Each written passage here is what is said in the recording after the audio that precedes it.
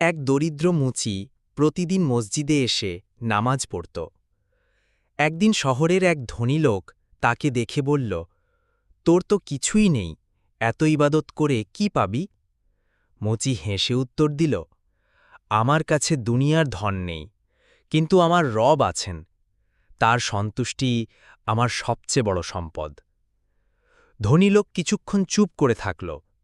সেই রাতে স্বপ্নে সে দেখল তার সব ধন এক মুঠো মাটির মতো হয়ে গেছে।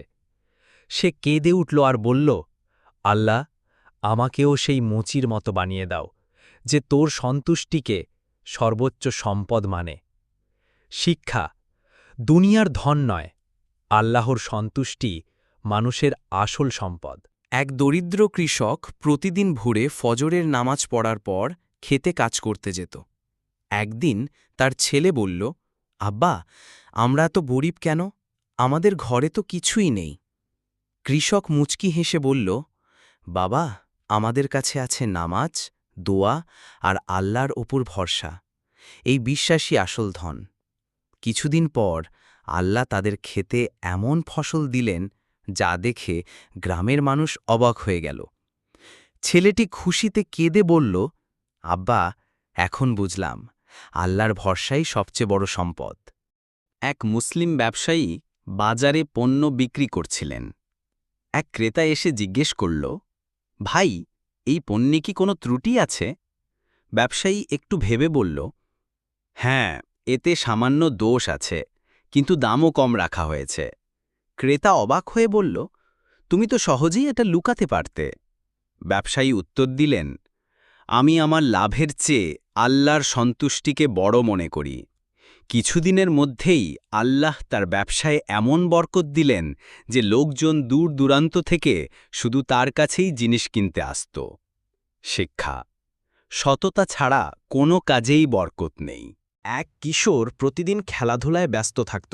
আজান হলেও সে বলতো, আরও একটু পরে নামাজ পড়ব।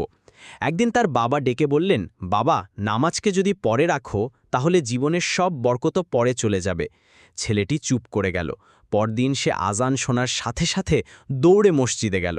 নামাজ শেষে তার মুখে এক শান্তি নেমে এলো, যা খেলাধুলা কিংবা দুনিয়ার কোনো কিছুতে সে কখনো পায়নি। সে বাবার দিকে তাকিয়ে বলল, আব্বা, এখন বুঝলাম নামাজই আসল সুখের চাবি। শিক্ষা: দুনিয়ার আনন্দ সাময়িক, কিন্তু নামাজে আছে প্রকৃত শান্তি। এক মুসলিম যুবক দোকানে কাজ করত। একদিন এক ধনী ক্রেতা এসে তাকে অনেক টাকা দিলেন, কিন্তু ভুল করে অতিরিক্ত টাকা দিয়ে ফেললেন। যুবক চাইলেই টাকা রেখে দিতে পারত, কিন্তু তার অন্তরে ভয় জাগল। আল্লাহ সব কিছু দেখছেন। সে সঙ্গে সঙ্গে ক্রেতাকে টাকা ফেরত দিল। ক্রেতা বিস্ময়ে বলল, তুমি চাইলে কেউ জানত না। যুবক শান্তভাবে উত্তর দিল, মানুষ না জানলেও আমার রব জানেন। কিছুদিন পর সেই ক্রেতা তার সততা এতটাই মুগ্ধ হলেন যে তাকে বড় ব্যবসার দায়িত্ব দিলেন। শিক্ষা: আল্লাহর ভয়ে সততা অবলম্বন করলে দুনিয়া ও আখেরাত দুই জীবনেই বরকত আসে।